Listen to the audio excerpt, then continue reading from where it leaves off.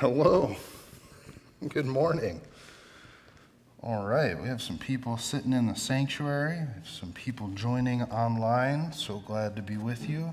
This is a Bible study hour, adult ed. And hold on one second, I have to mute the lectern mic.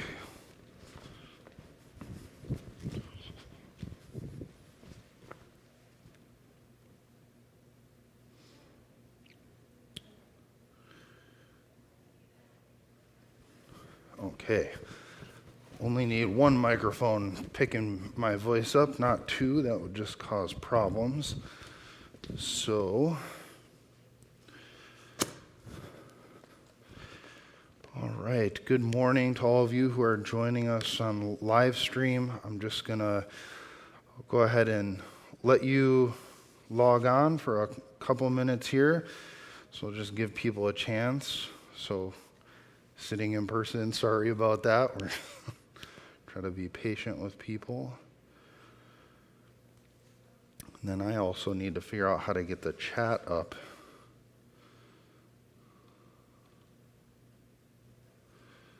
I might not be able to.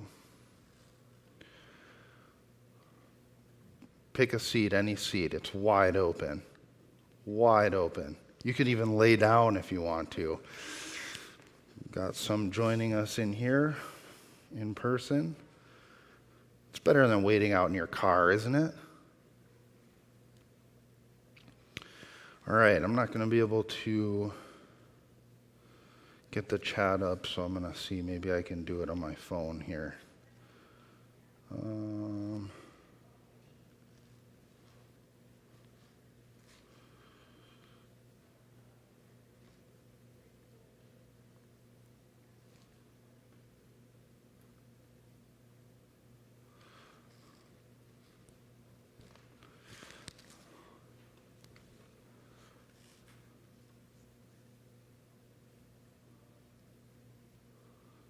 Slide one.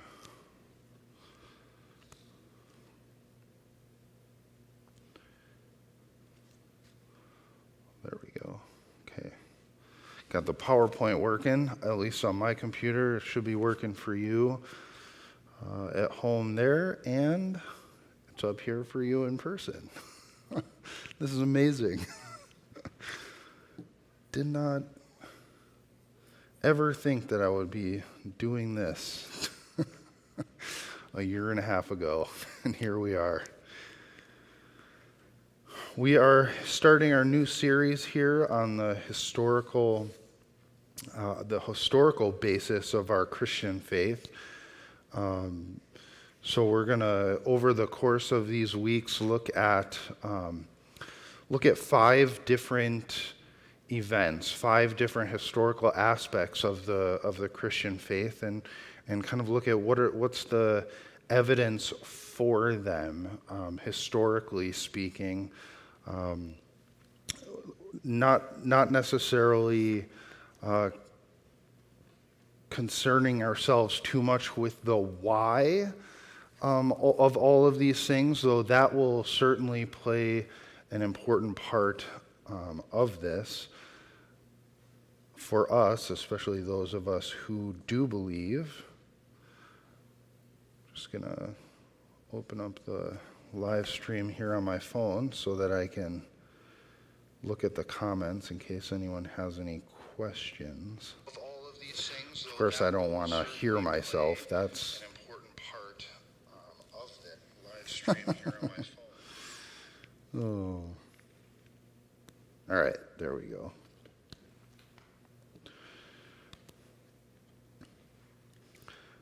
It's weird listening to yourself. Have you ever listened to yourself do a talk or something? Oh man, it's strange. Really good for you though. All right, so like I said, we're starting here with the historical faith, and the first week here we're looking at the empty tomb and the resurrection. So was the tomb really empty? And then here we'll ask the question why, because that's relevant. Why was the tomb empty? So we know that Jesus was crucified on Friday. They laid him in the tomb Friday afternoon. Guards were placed at the tomb. He rested in the tomb until sometime after sundown Saturday, and rose from the tomb sometime after sundown Saturday and before sunrise on Sunday. Now, if you're wondering how, because usually we say after 3 days, right? After 3 days he rose, so it's just the reckoning of time. So Friday was one day, Saturday was another, and at sundown, that would have been the third day. So it was just inclusive like that. That's how they looked at time back then, and how they numbered their days. In the Jewish faith. All right, so if you're online and you're with us, you can go ahead and greet each other. Go ahead and say hello in the comments, because I'm also going to encourage you, if you do happen to have any questions as we go along through this, to type your comments in the comment section. And I can't promise you that I will get to them, but I will write them down if I can't, and then we will address them. So I'll do my best to get to those questions or those comments. If you have any, please do use the chat box or the comment box. So here we're going to look at the empty tomb. He's risen just as he said. That's sort of the refrain we've been using this Easter, and looking at the faithfulness of Jesus' words, or how Jesus is faithful to his words. And so he said it, and Michael in his children's message read us 3 times that Jesus predicted that he would suffer, that he would be handed over, suffer, die, be buried, and rise again. 3 times. There's many more, though. And still, what is so remarkable is that people were still surprised, meaning it was so unbelievable. It was so remarkable. The resurrection happening the way it did was not what they were expecting. So we have the benefit of hindsight, right? And and we know sort of what happened. We know the story of Christianity. And so we sort of like, oh, of course that's what that means. Like, yeah, of course they would realize Jesus was saying that on the third day he would rise again. The chief priests, the elders at the time, the religious leaders, they wanted to guard against that. They knew that he promised resurrection, but they were not necessarily thinking like, oh, it's going to happen. They weren't necessarily guarding against resurrection. We'll see later in the study, they were speaking to Pilate to get soldiers at the tomb, because they wanted to keep people from stealing the body, right? They weren't like, oh, yeah, the resurrection is going to happen. They were like, Jesus promised to come again. We're not sure what the deal is, but we're going to make sure that the disciples, that his closest followers, don't try something, crazy and mischievous to sort of keep this thing going, right? So that was their angle. We'll talk about that a little bit more later. So here, I got to remember to go advance 2. Okay, so it worked on the one screen but didn't work on the other. That's terrific. All right, well, let me see what I can do here.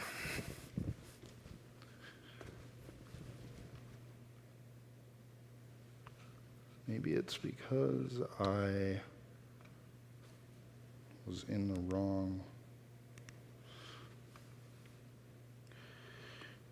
All right, so here's the deal. Oh my gosh. PowerPoint is not working on live stream. All right.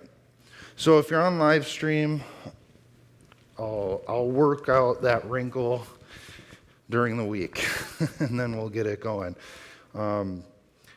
You can just look at the title slide for this Bible study, and for those who are in person, we'll get to go through it. Can you tell that this is the first time that we've done anything like this?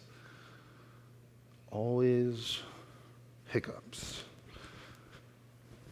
Is it going to work?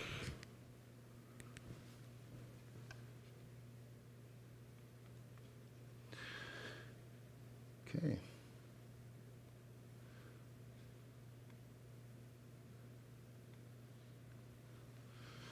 Okay.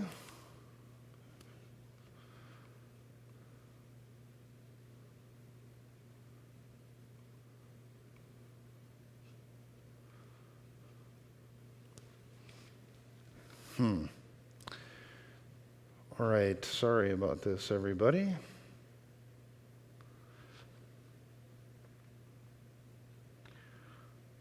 Reload. Let's see what happens.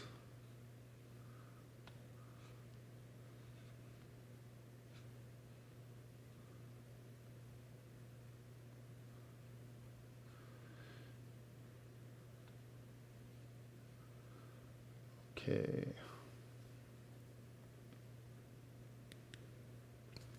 Haha. All right, sorry about that. No idea why that happened. Here we go. So Matthew 28:11-15, that's where we hear this, a couple of things that's relevant to our discussion about was the tomb empty. We know that the four Gospels report the story of the resurrection. They all have people going to the tomb and finding it empty. But here in these verses are where we get to see a little bit of some other, explore some other options and ideas, especially in terms of the historical evidence. Matthew 28:11-15.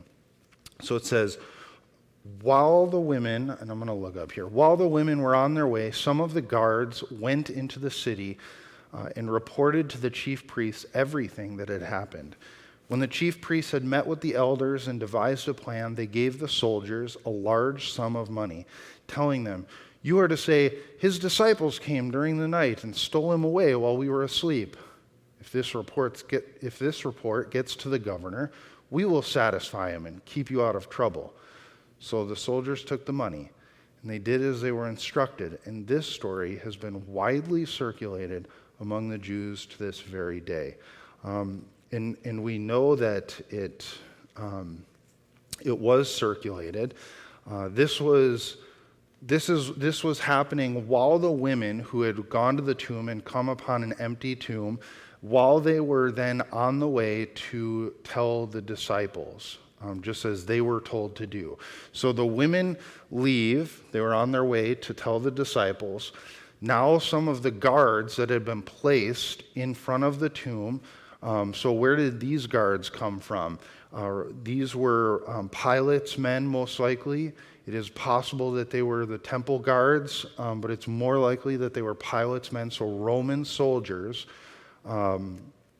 And they were sent by Pilate to stand outside of the tomb and keep watch and make sure that grave robbers did not take the body, and to make sure that the disciples did not take the body.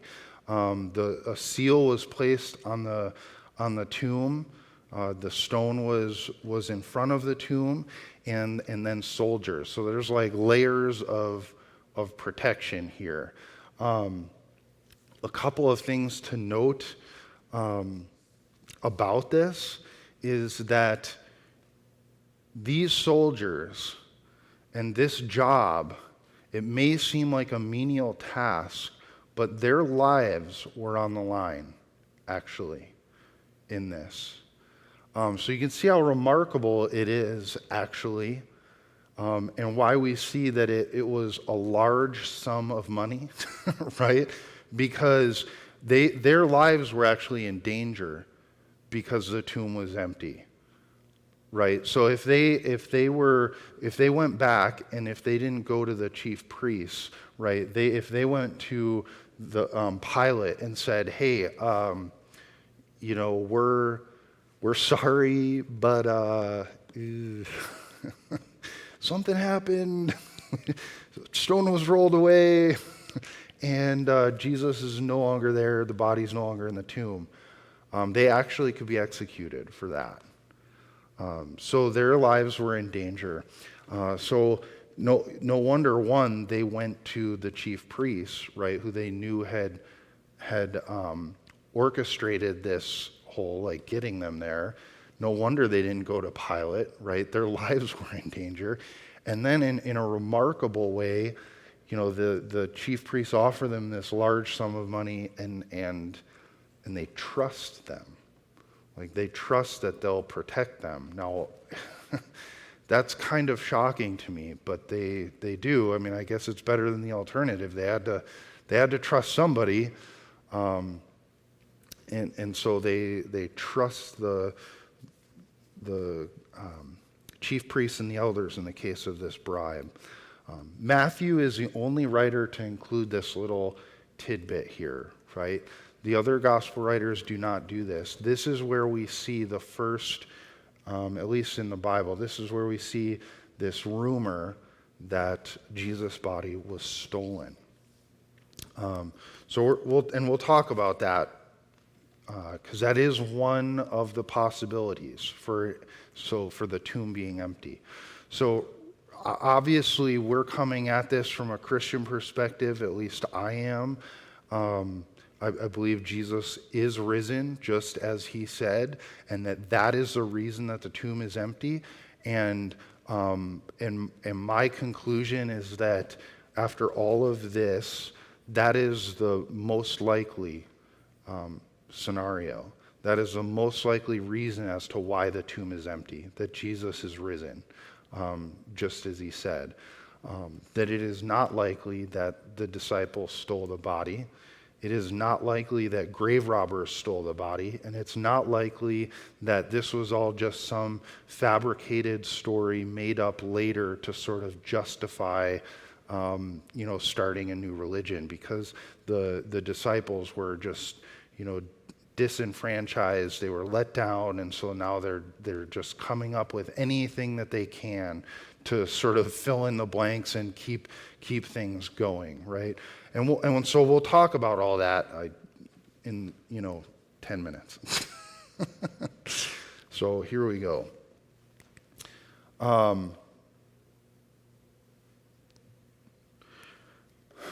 The first is this, so we'll talk about Christianity as religion, the basis of religions, and the basis of Christianity.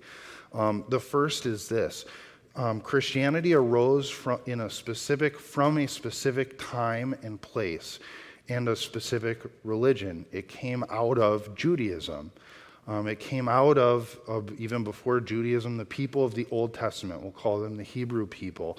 The religious texts that Jesus used and studied and grew up in were all the Old Testament writings, right? The law, the prophets, and the writings. Genesis through Deuteronomy, the prophets, and then the writings. It was obvious that, like, if you listen to Jesus, he was saying that he was the purpose and the fulfillment of those writings. So Christianity is interesting. It sort of is birthed, I guess you could say, out of Judaism. Out of the Jewish religion. Jesus did not reject the sacred writings of Judaism. Okay, the Old Testament, the prophets, and the writings. Jesus embraced them. He was just simply coming and saying, I am the true purpose and fulfillment of those writings. And here is what God meant and means within them. If you think about this, when the first witnesses to the resurrection were the disciples, right? And Jesus appeared then to hundreds more and thousands more. And when the disciples went and preached this message of Jesus and the resurrection, what did they do? They didn't just go and say, hey, guys, Jesus is alive. They started with the Old Testament, and they showed how Jesus came, was handed over, suffered, died, and it says, according to the scriptures, like that's a constant refrain from their initial sermons, according to the scriptures, and then on the third day rose again. Stephen in the book of Acts, he gives this huge, beautiful sermon before he is stoned, and he just lays it out from the Old Testament. So it sprouted from the Old Testament, sprouted out of or within the context of Judaism. And Judaism, so if we're looking at just a religion, Judaism was expecting a coming king. They believed that God was sending them a king to rule over them, to set up his kingdom. But this king, this coming king, was going to come in power. And in glory. And furthermore, he was not just coming to rule over all the earth, which was going to be at the end of time, but he was going to raise up the nation of Israel to its glory. Hi. Sure. Yeah. Bring it on up here. My awesome wife brought me some coffee. It's going to be a nice long day. We've got confirmation after. Okay. Thanks. So you can see already like the differences though, right? Why suffering, dying, and rising was like sort of unexpected or remarkable in the context of Judaism. Like Jesus is saying, I'm the fulfillment of that promise. I am the world's king. I am your king. And here I am coming to lay my life down, to go like a lamb before its shearer and be silent before my accusers and die, to suffer an accursed death, a shameful death, and to rise again. It just was not expected. It was not heard of. So we come to number 2. What's the basis of religions? If looking at Christianity as a religion, what's the basis of religions? And here we want to say, when it comes to other religions, what ends up happening is when you look out at the world, they either deny that there's anything wrong with the world that needs to be put to rights, or they tell you that the key is, if you're going to escape it, the key is through your own effort.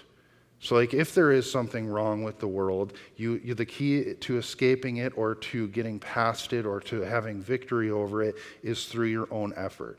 So does that make sense? And it comes down to basically be a good person, right?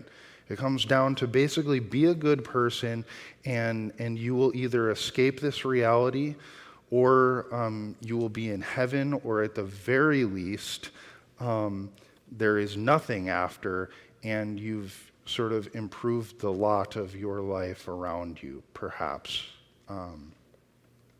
in this time and place. You've made this world a little better place. But it comes down to your moral effort. It comes down to your moral standing. And what this means is that religions will have timeless truths, but they're moral truths that you have to live by. And then God, if there is a God, will accept you. So looking at these religions, any historical figure or historical story in these religions is going to be what? It's just an example or a cautionary tale. And in the end, it doesn't even matter if they actually happened. right? Just an example to follow, or just a cautionary tale to not follow, and really, it doesn't matter if they actually happened. You can already start to see, right, the difference of Christianity. The difference for Christianity is you can look at it as Christianity is a religion and it's not a religion. For the sake of like trying to outline and give a picture of world religions, okay, it's helpful. We can see like that this is a movement, a group of people, but also when you look at what it is and you look at its contents and why it's there, the basis of Christianity is different from all other religions. Meaning, we first and foremost say, in Christianity, we have to accept these historical events as true before we move on to anything else, right? Nothing else is like this. The basis of Christianity is that God, who's outside of time and space, he is actually broken into our reality, broken into our time and space in a specific moment, in a specific way, in order to put things right.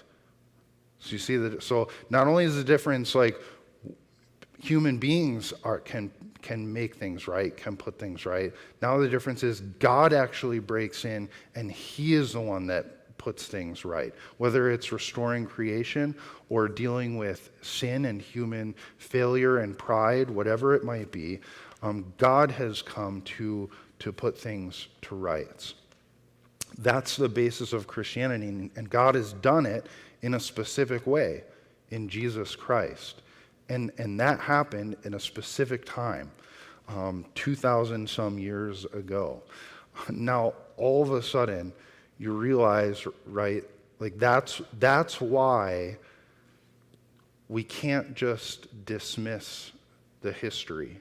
We can't just dismiss historical argumentation and discussion. Can you argue somebody into the Christian faith? No, you can't. Right? No one can say Jesus is Lord except by the Holy Spirit. However, we can show that Christianity is both intellectually defensible and rewarding. It's not just some fantasy, right? That there are good reasons to accept that this is why things happened the way that we are saying they did. So that's what we're talking about. We want to keep going because we need to get to, there you go. Why is historical reflection necessary? Because our faith is founded in Jesus. Jesus came in a specific time and place. And so we would expect there to be record of that, and there is, even some extra biblical record. The writings and the events happened in a particular place. So what is your starting point for entering into this discussion? Because it's important when you're, any historian is going to do this, right? Sort of in the beginning of his book or her lecture or whatever it might be, they're going to say, here are my presuppositions. Here's where I'm coming at it from. And so you're going to say, I am maybe I'm not a Christian, and so my baseline is that this didn't happen, and that's both a conclusion that I came to, but also it's something that I've been living in and now shapes how I approach this. So maybe you say it didn't happen. Okay, we're here, so we're saying it did happen. Jesus did rise from the dead. So what? Where, when, why, maybe, and how, right? Both groups are going to look at that, what, where, when, why, and how, and there are people who come out on both sides, that it didn't happen or that it did. I want to keep moving forward. So was the tomb empty? That's the question. When we look at the evidence, so what's the evidence that we look at for was the tomb empty? We are mostly confined to the New Testament, right? To the Gospels, plus the book of Acts, to the early Christian and even Jewish writers. So there are some extra biblical, from our perspective, writings and perspectives here that way, but not many. So we are confined to that. Now, the question of whether those are trustworthy, that is like a whole other really long Bible study. We're not going to do that, okay? So we're going to just dive into that. The trouble with the Gospels, it's not really a trouble, but when you read them, you'll notice there are contradictions, timing issues. The gospel accounts do not do a whole lot of explaining why. There's a reason for that. They have their own focus that they want to kind of hone in on, but it's not really a problem. And many people have... Oop, where did it go on there? That's not showing up on my screen. Have tried to sort of figure this out, like of the 4 accounts, how did it really happen? And I'm sorry you can't. Can you even read any word that's on there? You can a little bit. Okay. This is just a chart sort of going through the 4 different accounts. And if you'd like to see this chart, you can't see it if you're on live stream. If you would like me to send this to you, please do write it in the comments. I will make sure I get it to you. This just goes through each resurrection account. And there is a way to sort of understand, piece together one sort of narrative of the resurrection. There are not really contradictions because each writer is meaning different things by certain phrases. Each writer is focusing on something different. Just like you have eyewitness accounts of the same event, and you kind of construct the whole thing from each of those perspectives. That's what's going on here, and we can do that. I'm not going to spend too much time on there because we want to get to this. Was the tomb empty? What happened? So either Jesus did not exist, or Jesus did exist but did not die the way it is said, or the story was made up later to justify, or the disciples steal the body, or grave robbers steal the body. We're already over time, so this is awesome. Just going to quickly summarize. I'm sorry that we've got to be quick. In regards to the first one, we're not really going to answer that.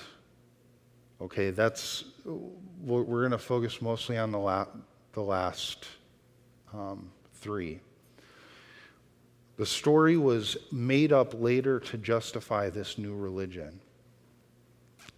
Couple of things. That culture at the time, whether it's Greco-Roman culture or Jewish culture, simply did not and would not have had any place for individual bodily resurrection. So for the disciples, or even for later followers who still were clinging to this Jesus and that he was speaking the truth, if they were going to make something up, that would explode as a religious movement, they never would have put a story out like this. It would have simply been laughed off. Modern skepticism, post-Enlightenment, after the 1700s, in this intellectual and philosophical movement, where we're sort of critics of everything. There's always been skeptics. Like, this is nothing new. We do it now in a different way. But there were skeptics even then. They did not accept that resurrection would happen. And so it just is not likely that this would be a story that would be made up to sort of like be credible and start something. And then secondly, to the fact that it exploded the way that it did, and that is verified by extra biblical sources, like it just wouldn't have happened, right? So something happened, okay, right? So something happened that weekend. Jesus dying, Jesus rising, or the tomb is empty. Something happened. Did the disciples steal the body? Did grave robbers steal the body? So,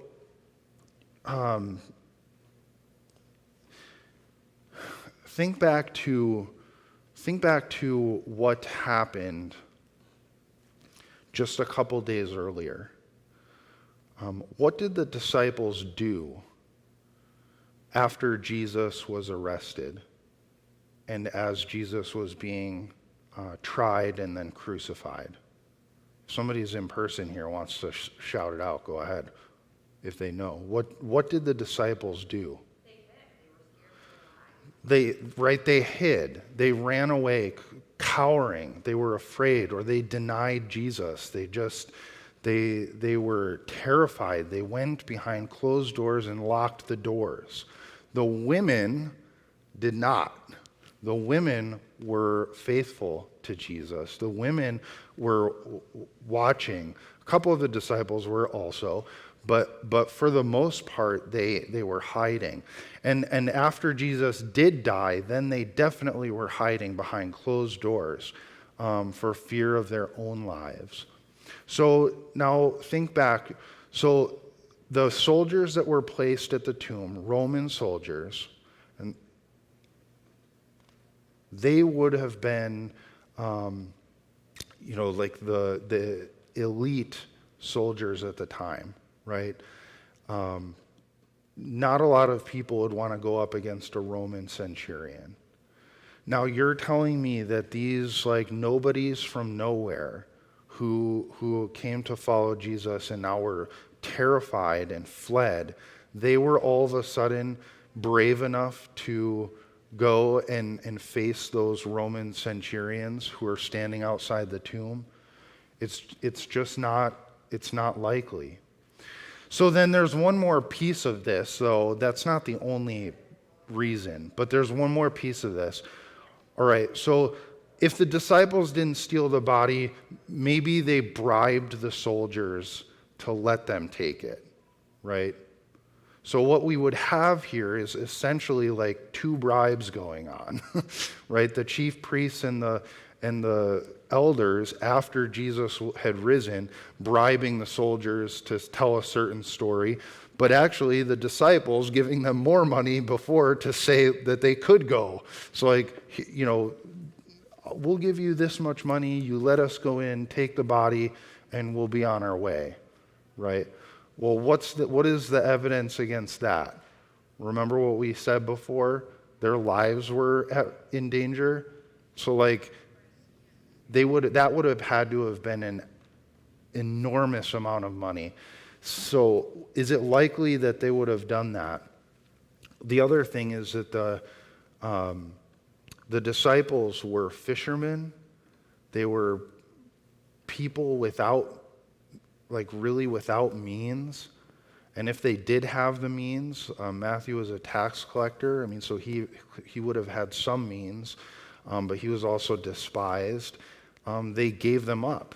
They left everything to follow Jesus, and they lived like sort of under the generosity and care of people who were hearing and listening to their message and the power of Jesus. It is not likely that they bribed the Roman soldiers. Yeah.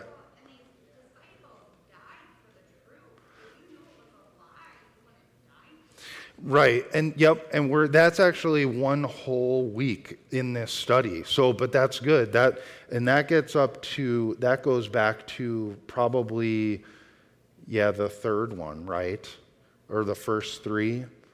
That if those first three are true, yeah, it just doesn't quite make sense because they died for that truth. Correct. Would you die for a lie? You can't push that too far, but that is good. That is a good point. All right, so man, I didn't get to everything that I was going to, but that's what usually happens with me. So I apologize. You'll come back next week, and you'll be with Pastor Adam for next week's theme. But let's just say a quick prayer here as we close. Lord Jesus, these are difficult topics to dive into, yet also we know that these don't pose a problem for us, that you are faithful, you're faithful to your word, you are alive, just as you said, that you give to us your Holy Spirit to be able to see with eyes and hearts of faith, to understand what is going on, and to not be afraid of these types of questions and these types of inquiries. For you live and you reign things now and always. Be with us during this week.